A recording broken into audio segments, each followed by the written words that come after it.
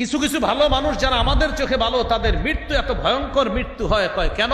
কয় এমন কিছু গোপন পাপ ছিল নিয়মিত, যেটা মানুষ জানতো না, আল্লাহ জানতো। ওর উপর রাগ হয়ে ওর মৃত্যুটা বড় ভয়ঙ্কর মৃত্যু দিছে আল্লাহ। এই হলো গোপন পাপের 4 ক্ষতি। গোপন পাপের আরেকটা ক্ষতি আছে, আখেরাতের ক্ষতি। এ তো দুনিয়াবি ক্ষতি বললাম, আখেরাতের ক্ষতিটা কি? গোপনে যে পাপ করে ও তো আমাদের সামনে আমল করে, তো গোপনেই না পাপ করে, তো আমাদের সামনে যে আমল করে সেটার কি হবে? ইবনে মাজাহ 4245 নম্বর হাদিস। রাসূলুল্লাহ সাল্লাল্লাহু আলাইহি সাল্লাম বলেন, লা আ'লামান্না আকওয়ামান মিন উম্মতি ইয়াতুনা ইয়াওমাল কিয়ামাতি বিহাসানাতিন আমসালি জিবালি তিহামাতা বাইদা ফায়াজআলুহা আল্লাহু হাবাআম মানসুরা।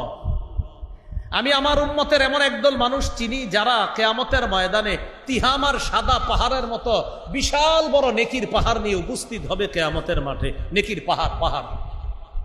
ফায়াজআলুহাল্লাহু হাবাআম মানসুরা, আল্লাহ তাদের এই নেকির পাহাড়কে ধূলিসাৎ করে দিবে, নাই করে দিবে। নাই বলি নাউজুবিল্লাহ, নাই নাই। সাহাবীরা বললেন, সিফহুম লানা, হুজুর এরা কারা? তাদের একটু বৃত্তান্ত বর্ণনা করেন।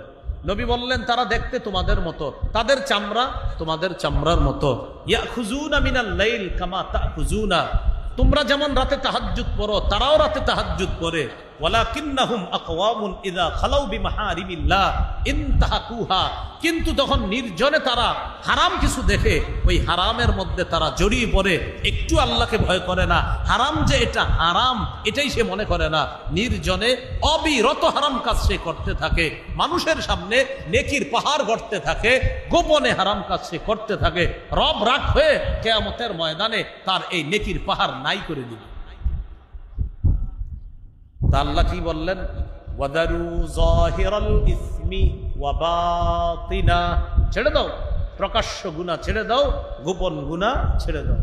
আল্লাহ আমাদেরকে প্রকাশ্য গোপন গুনাহ থেকে বাঁচার তৌফিক দান করেন।